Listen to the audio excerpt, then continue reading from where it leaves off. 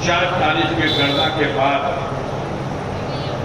जहां एक तरफ आप सबके प्रयास ने, जनता के प्रेम ने समाजवादी पार्टी के परचम को बुलंद किया, वहीं एक और इसमें जो सबसे अच्छी बात आई वो इस लोकसभा क्षेत्र की 5 विधानसभाओं में शानदार वोटों की बढ़त देकर के ये साबित कर दिया कि ये जीत कहीं एक कोने में नहीं है। हम लोग जब समाजवादी पार्टी और बहुजन समाज पार्टी से गठबंधन से चुनाव लड़े थे 2019 में, तब भी गाजीपुर की 5 विधानसभा क्षेत्रों में गाजीपुर सदर विधानसभा क्षेत्र से भारतीय जनता पार्टी के श्री सिन्हा जी की लीड हुई थी। ये पहली बार ऐसा हुआ है कि 5 के 5 विधानसभा में समाजवादी पार्टी को गाजीपुर सदर में भी 11,000 वोटों की लीड और गाजीपुर की सदर की लीड से ठीक 2 गुना वहां 11,000 वोटों की लीड है और जमानिया विधानसभा क्षेत्र में उसके 2 गुना 22,000 वोटों से भी ज्यादा की लीड आती हुई। इस बात के लिए हम तमाम लोगों को जो यहाँ आज इस खुशी के मौके पर आए हुए हैं, हम अपने दिल की गहराइयों से आप सबको बधाई देते हैं, मुबारकबाद देते हैं और आप सबके प्रति अपना धन्यवाद ज्ञापित करते हैं। ये चुनाव एक बहुत बड़ी चुनौती था। ऐसा जहर घोला कि जिस तरह अंग्रेजों की पॉलिसी थी, फूट डालो राज करो, ठीक उसी तरह इन लोगों ने अगले पिछड़े के बीच में नफरत पैदा करके और हिंदू मुसलमान के बीच में नफरत पैदा करके, भाई से भाई को लड़ा करके और धर्म के नाम पर एक उन्माद जगा करके और इस देश को एक तरह से जो दुनिया में भाईचारे के लिए पहचाना जाता था, जाना जाता था, जिसके संविधान में हर वर्ग, हर जाति, हर धर्म के मानने वालों को, हर रंग के व्यक्तियों को पूरा सम्मान और पूरा अधिकार प्राप्त था, उस देश का वातावरण ऐसा बना दिया गया कि आजाद भारत में ऐसा लगता था कि एक सामान्य आदमी स्वतंत्र भारत में नहीं जी रहा, बल्कि उसको गुलामी की जिंदगी जीना पड़ रहा।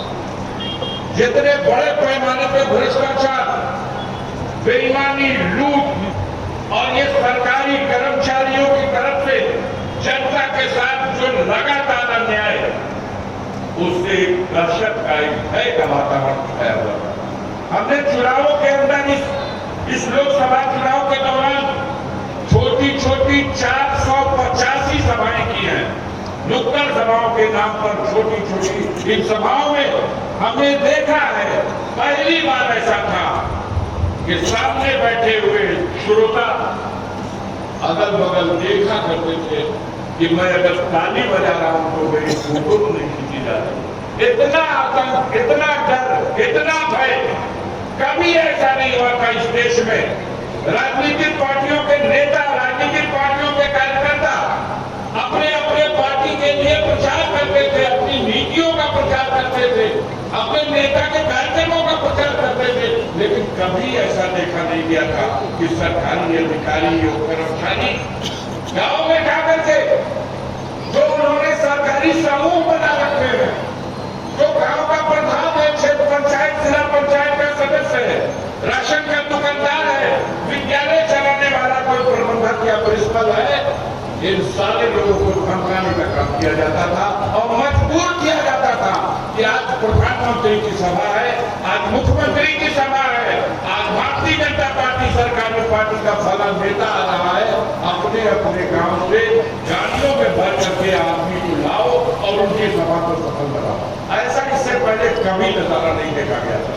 जनता डरी हुई थी, भयभीत थी और सत्ता में बैठे हुए लोग इतना बड़ा गुनाह कर रहे थे।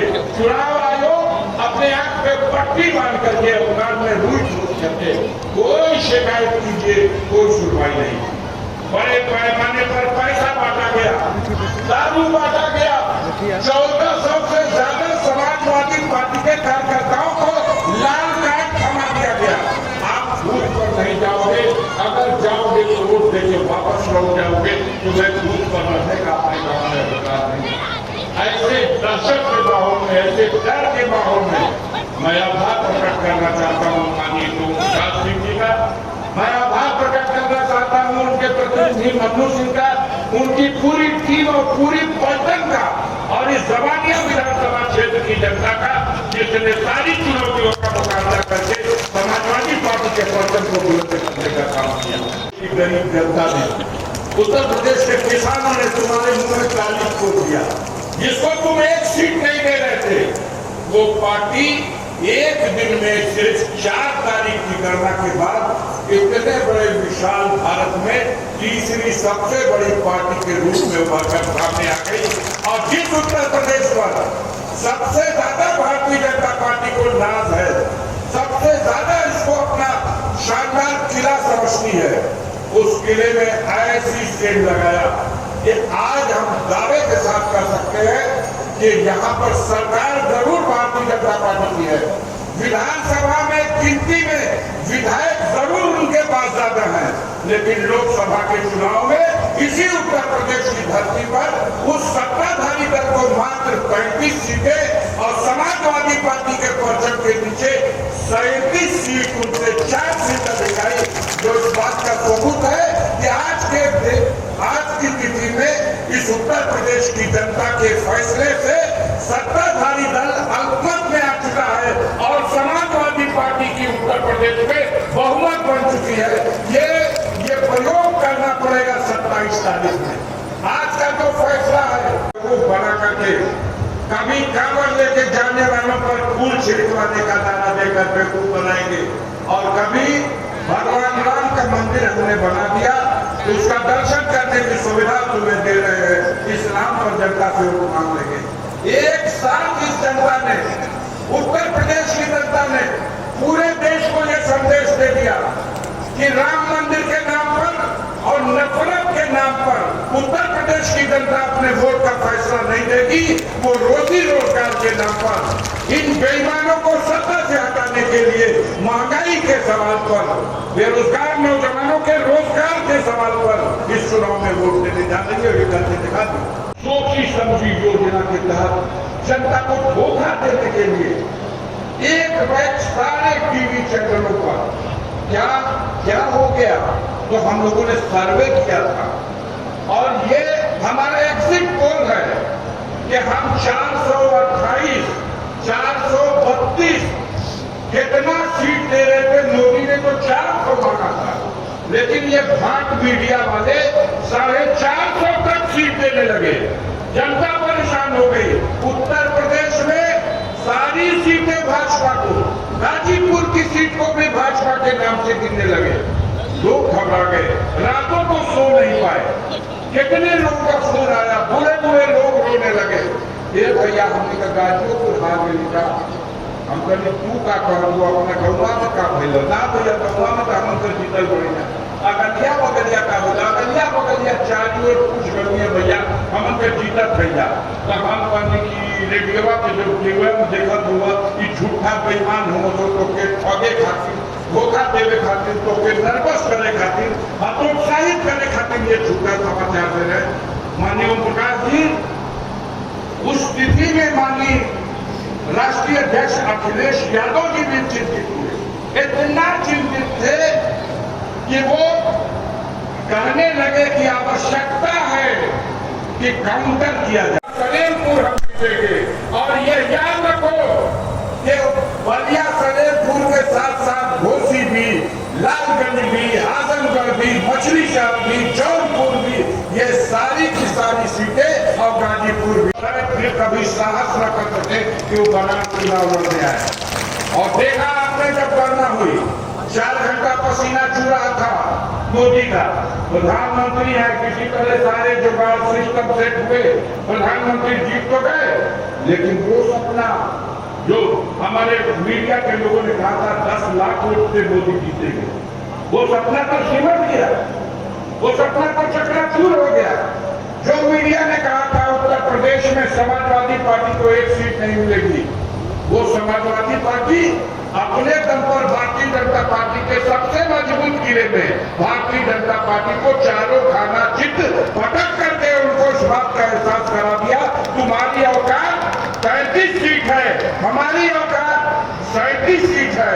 अगर तुम अपने गठबंधन की सीटों को जोड़ोगे तो तुम 33 से 36 हो जाओगे, हम अपने गठबंधन की सीटों को जोड़ेंगे तो हम 37 से 43 हो जाएंगे। इसलिए किसी भी दशा में अब उत्तर प्रदेश के नौजवानों को, पार्टी के कार्यकर्ताओं को ये सबक लेकर के चलना है कि आने वाला 27 एक चुनौती है आपके लिए। जनता का रुझान आपके पक्ष में है। वो सवाल बोल चुके हैं हमारे जिला अध्यक्ष, इसलिए मैं दोहराना नहीं चाहता। भारतीय जनता पार्टी के लोग अब घूम घूम के कह रहे हैं कि गुमराह कर दिया गया, जनता को कहा गया कि संकट है संविधान पर, इसलिए जनता गुमराह होकर वोट कर दी। नहीं, ये संकट सचमुच था। लल्लू सिंह जो इनका संसद सदस्य है फैजाबाद से, हाथ बनाओ, उसने डंके की चोट पर प्रेस में खड़े होकर के कहा था कि अगर हमें 2/3 बहुमत मिला तो हम देश के संविधान को बदल देंगे। अब ये कहते हैं कि हम लोग तो उसको, मोदी जी देखिएगा उस संविधान को तो उन्होंने सजदा किया है, वो संविधान। अरे भाई, अब गंजे को नाखूनी नहीं है तो क्या करेगा? अब आपके पास 272 सीट भी नहीं है साधारण बहुमत के लिए। अब तो आप 240 पे अटक गए। अब आप बैसाखी पे खड़े हो, सरकार आपकी बन गई। लेकिन आज तक भारत के 543 संसद सदस्यों में किसी को भी अपने पद की शपथ तक नहीं दिलाई गई। यह अजीब घटना है। पहले बताया गया 13 तारीख को आइए, यहाँ पर शपथ दिलाई जाएगी। फिर कहा गया नहीं, ये तारीख टल गई। अब कब आना है? 18 तारीख को आइए, शपथ दिलाई जाएगी। फिर कहा गया तारीख टल गई। अब कब आए भाई? 24 तारीख को आइए, अब 24 को शपथ दिलाई जाएगी। सच्चाई ये है कि अंदर सब कुछ ठीक नहीं है, ये बेचैन है लोग। मंत्रिपरिषद के नाम की तो घोषणा हो गई, पदों का भी बंटवारा हो गया, लेकिन स्पीकर कौन बैठेगा अभी ये बात तय नहीं है। ये सही है कि उनके गठबंधन के एक साथी है नीतीश कुमार, जदयू के नेता। ये सही है कि उनके गठबंधन के एक साथी है चंद्रबाबू नायडू आंध्र प्रदेश के। लेकिन ये भी सही है कि चंद्रबाबू नायडू दक्षिणपंथी विचार का नहीं है, बल्कि उसके विपरीत वो वामपंथी विचारधारा का है। और ये भी सही है कि नीतीश कुमार भी दक्षिणपंथी विचारधारा का नहीं है, वो पुराना समाजवादी विचारधारा का है। वो लोहिया को मानने वाला है, आचार्य नरेंद्र देव के और जयप्रकाश नारायण के सिद्धांत पर चलने वाला है। मोदी जी और उनकी टीम के लोगों से कह दो, सरकार बन गई, तुमने सजदा कर दिया संविधान के सामने। अगर संविधान के रास्ते से अगर तुम्हें जनता का बहुमत है तो संविधान के रास्ते से, संविधान के तौर तरीके से और कानून के रास्ते से अगर इस देश को चलाओ तो कोई बात नहीं। लेकिन अगर तुमने संविधान के लिए अपने मन में जो कालिक खोज रखी है, जो मन मैला कर रखा है, उसकी सोचने की कोशिश करोगे तो न सिर्फ दिल्ली से बल्कि पूरे हिंदुस्तान से भारतीय जनता पार्टी का ये जनता सफाया कर देगी, क्योंकि जनता लोकतंत्र में सबसे बड़ी ताकत है। अब एक बात जो सबसे आज को जोड़ने की नीयत से किया था, उसका भरपूर फायदा इस चुनाव में मिला है। और मैं कह सकता हूं, मैंने एक एक बूथ का अध्ययन कर दिया, जहां समाजवादी पार्टी के आधार वोट गिने जाते थे। भारतीय जनता पार्टी गिनती थी कि समाजवादी पार्टी का आधार वोट या तो यादव है या तो मुसलमान। इसके बाहर समाजवादियों की औकात नहीं नापी जाती थी। लेकिन इस बार उत्तर प्रदेश की जनता ने साबित कर दिया कि समाजवादी पार्टी की औकात हर गरीब, हर किसान, हर जाति और हर न्याय परिस्थिति लोगों के दिलों में है, दलित भाइयों के दिल में है।